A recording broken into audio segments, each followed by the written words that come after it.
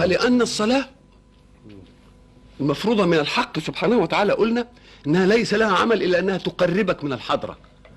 ومعنى تقربك من الحضرة ان احنا زي ما قلنا الانسان صناعة الله، فالله هو صانعه، وصنعة تقف امام مهندسها الذي صنعها كل يوم 5 مرات. يبقى لا بد ان تكون على اوفى شيء من الضبط. 5 مرات امام صانعها. قلنا ان المهندس من البشر يصلح الآلة بشيء مادي يضعه فيها، ولكن الحق لأنه غيب يصلح عبده الذي يقف بين يديه في لحظة القرب هذه بأمر غيبي أيضا، مش بعملية، لا بأمر غيبي، فتخرج من مقام ربك وأنت لا تعلم كيف ارتحت، كيف تبددت همومك، كيف قويت طاقة إيمانك، كل هذه المسائل. إذن فالصلاة هي التي تشحن الإنسان علشان يقبل على الإيه؟ على التكاليف.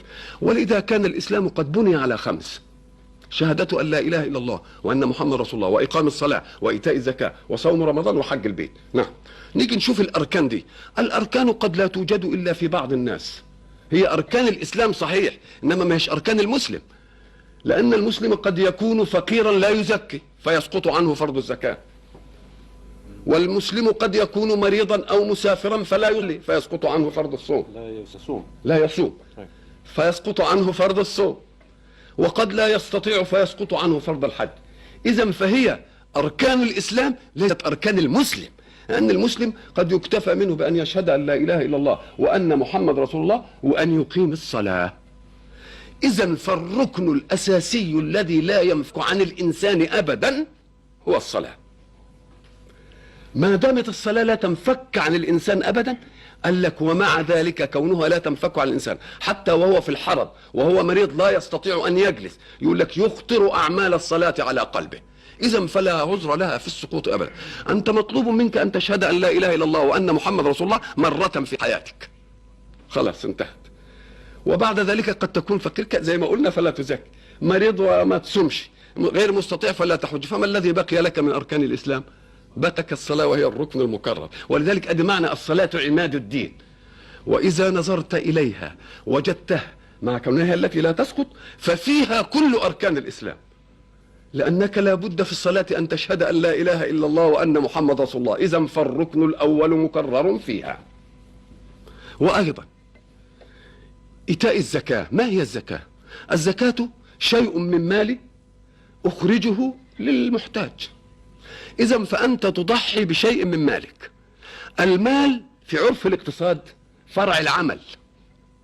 المال في الإسلام فرع العمل، والعمل فرع الوقت، لأن ما دام عمل يعوز وقت. فكأنك ضحيت ببعض مالك الناتج من عملك الناتج من استغلال وقتك. والصلاة مش تأخذ من المال، تأخذ من الوقت اللي بيجي يعمل فيه العمل اللي بيجيب المال. فكأن الزكاة أخذت شيئا من المال اللي هو ناتج عن العمل، العمل الناتج عن الوقت. الصلاة خدت من الوقت نفسه، من الأساس الأصيل. إذا لما يجي الواحد ياخد من 24 ساعة ساعة للصلاة، يبقى اقتطع جزءا من الوقت وجعله للصلاة، كما يقتطع جزء من المال. فإذا فالزكاة اقتطاع جزء من المال، والمال ناشئ عن العمل، والعمل عايز وقت. لا، الصلاة بتقتطع من الوقت الأساسي، يبقى فيها زكاة بأهم من المال. واللي بيمنع الناس عن كثير من الصلاة يقول لك الوقت وتعطلني عن مصالحي. نقول له كما سمى الله نقصان الزكاة، نقصان المال من الزكاة، ما سماهش نقصان، سماها زكاة، سماها نماء. فيجب أن تستقبل أيضا الوقت الضائع عندك، ده اللي انت بتقول عليه ضائع، استقبالك للمال الناقص يخرج من مالك، فهو ينميه ويزيده ولا ينقصه. فكذلك الوقت إذا ضحيت منه ببعضه وجعلته لله وشحنت الشحنة، فإن البركة في بقية الوقت ستعوضك كل ما فات، كما أن الزكاة نماء والربا محق.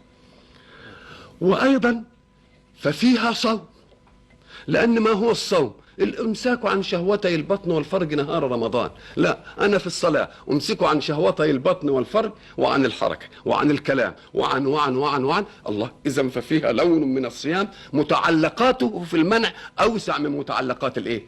من متعلقات الصيام. وايضا ففيها حج البيت من استطاع اليه سبيلا، لانك تستحضر وأنت تصلي بيت الله فتتجه إليه وتتحرى إليه. إذن فلأنه الركن الوحيد إن جاءت فيه كل الأركان من شهادة أن لا إله إلا الله ومن الزكاة بشيء أقيم من المال بل بالوقت الذي يأتي بالمال، وبعد ذلك صمت فوق ما تصوم فيه عن رمضان، ومع ذلك استحضرت بيت ربك في كل وقت من الأوقات، فكأنك حججت بقلبك وإن عجزت عن أن تحج بقالبك.